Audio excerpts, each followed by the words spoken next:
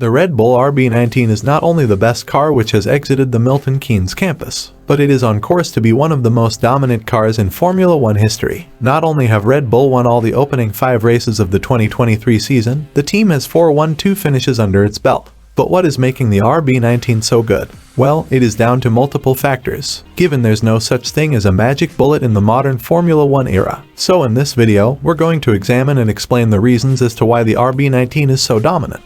The technical regulations for 2022 underwent significant revisions that resulted in the full return of ground effect cars. Red Bull did well to design a vehicle that performed well throughout a wide range of ride heights. The RB18 avoided the porpoising issues that plagued its primary competitors because it wasn't dependent on going extremely low in terms of ride height to produce its downforce. This was due to a number of elements that involved both the mechanical platform and the car's aerodynamics. The RB18 did set Red Bull's baseline for the remainder of the current regulations, and the RB19 is a clear evolution of that said baseline, as Christian Horner acknowledged this. There's not one thing, it's a culmination of everything working together in harmony and unison, Red Bull boss Christian Horner told media. Of course, the RB18 was a great car for us. We've taken the learnings out of that and applied them into 19, and I think it's just all those elements coming together. Red Bull's increased performance advantage over its rivals this season with a car looking very similar to last year's RB18 brings up the question. What are the elements that has made the RB19 such a dominant car this season?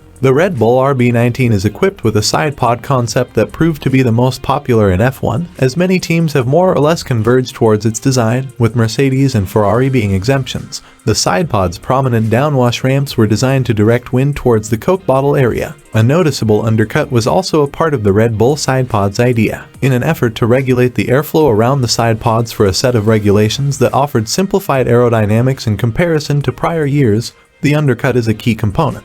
Red Bull introduced a side pod upgrade to Azerbaijan, further evolving its original concept to increase its downwash effects alongside with certain cooling changes. The downforce created by the RB19's floor is 20 times more important and powerful than what is generated by the surfaces on the top of the car. And it is known in ground effect cars, the important factor of the car is the underfloor performance. While we have not seen the RB19's floor in person, we can believe that the floor from last year is carried over to this year's car with certain modifications in place. Red Bull are able to run their floor flat and low to the track, which gives the car immense usable downforce across the speed range. This also means that the RB19 has great tire life, as higher the downforce on the car is, the less the car slides on the corners, leading to better tire life. In an interview with Red Bull's Chief Technical Officer Adrian Newey, he explained his role in the Red Bull car concept. He said that his main focus during the car's designing was on the front and rear suspension system. All F1 teams are big engineering teams, but in terms of the involvement in meetings, I put my tuppence worth in, but it's the guys who bat those ideas around and come up with a list and go away and do the work. Specifically on this car, I did the front and rear suspension and a few other bits and pieces. With all that we know, the suspension system of the RB19 is perhaps the most cunning of the elements, making that performance differential. While a Formula 1 car accelerates and brakes, the car tends to lean forwards and backwards. This is known as dive and squat. Engineers adjust the suspension system of the car to limit the amount of dive and squat a car experiences. With ground effect cars, it is key to maintain a stable underfloor to maintain the aerodynamic center of pressure. When the car dives and squats under acceleration and braking, the center of pressure moves forwards and backwards, affecting downforce generation. Adrian Newey knew this from the very beginning, as he has had previous encounters with ground effect cars. So the technical genius knew that suspension was key, as Newey worked around to introduce anti-dive and anti-squat to the car. Every car on the Formula 1 grid has anti-dive and anti-squat up to a certain amount. For example, Mercedes runs 15 degrees of anti-dive and anti-squat on its W14, but the RB19 runs with a 45 degree of anti-dive and anti-squat. It is visible with how the top 2 wishbones at the front are mounted, with the leading one mounted very high and the trailing one mounted very low. So when the car naturally tries to dive under braking because the weight is thrown forwards, the suspension resists it and keeps the car more level than would be the case with a conventional suspension geometry. Because, greater the angle, the greater the resistance the suspension presses towards the aerodynamic center of pressure from moving forwards and backwards. The stable the aerodynamic center of pressure is, the stable the underfloor of the car works. Meaning, the Red Bull car with this suspension system is able to run lower to the ground to generate big amounts of downforce consistently through the track straights and corners. The less rear wing the car needs, due to the floor generating required amounts of consistent downforce, increasing straight line speed. The RB19 is thus quicker in the corners, quicker on the straights, and has a more stable balance through the corners. But it is Red Bull's powerful drag reduction system that has perhaps been most evident in their 2023 domination so far. The RB19's DRS offers an advantage of around 0.2 of a second per lap over others using their own DRS. Verstappen used Red Bull's DRS advantage to great effect in Miami as he sliced his way through the field. The defending world champion had a 30 kph speed advantage when passing Pierre Gasly and Fernando Alonso for 4th and 2nd respectively. The Red Bull RB19 seems to experience a phenomenon known as the triple DRS effect by most experts. It appears that the aggressive beam wing of the RB19 gives a more dramatic loss of drag and downforce when the DRS flap of the main wing is opened, as the flow between the two wings breaks down, and this in turn slows the underfloor airflow, thereby reducing drag and downforce yet further. This in turn is allowing Red Bull to run longer gearing to take full advantage of the reduced drag.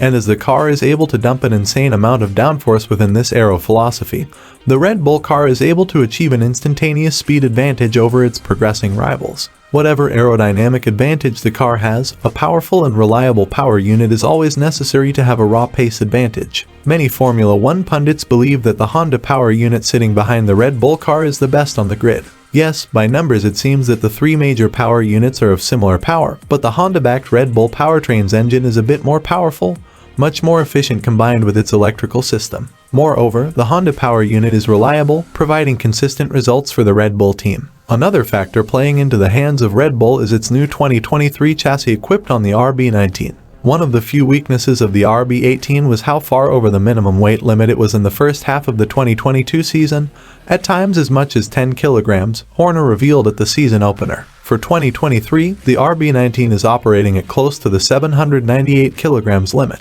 Unlike last year's RB18, the RB19 is a lightweight chassis. The lighter your car is, the faster you will go, explains Kravitz. And the RB19 was born slippery. Unlike the Aston Martin or the Mercedes for example, the Red Bull's aerodynamic design has very low underlying drag. Red Bull has taken the lead in 4 of the first 5 Grand Prix, although the advantage of the RB19 in qualifying has been significantly smaller than its advantage in race trim. Verstappen and Perez lost to Ferrari's Charles Leclerc in Baku's sprint shootout and Grand Prix qualifying, respectively. "We have a decent advantage, especially in the race," Verstappen said after the Miami GP. "Over one lap at some tracks definitely some cars will be close or in front, like you could see in Baku. It seems to be the great suspension design which Adrian Newey has implemented on the RB19 seems to be hampering the RB19 during qualifying. Anti-dive will make it easier to lock the front brakes and will tend to lose the driver some feel in the braking pedal due to the car not diving much as it should. It also means that because there is not so much energy going through the front wheels, these front tires take longer to get up to working temperature. Anti-squat will tend to reduce the amount of rear traction of a car, which can lead to very poor car handling. And with anti-squat, the driver tends to lose some feel of the rear of the car. These would not give the drivers enough confidence to push the car just after one out lap during qualifying. These are the technical reasons why the Red Bull RB19 is superior to the opposition in 2023 till the present moment. So which elements do you think is the genius part of the RB19? Do you think any team between Mercedes, Ferrari or Aston Martin will be able to make wonders work on their cars to close the gap to Red Bull? Share your thoughts with us in the comments section down below. We'd love to discuss it with you. And on your way down, don't forget to subscribe to the channel to get notified of our future uploads to keep yourselves up to date about the 2023 Formula 1 season.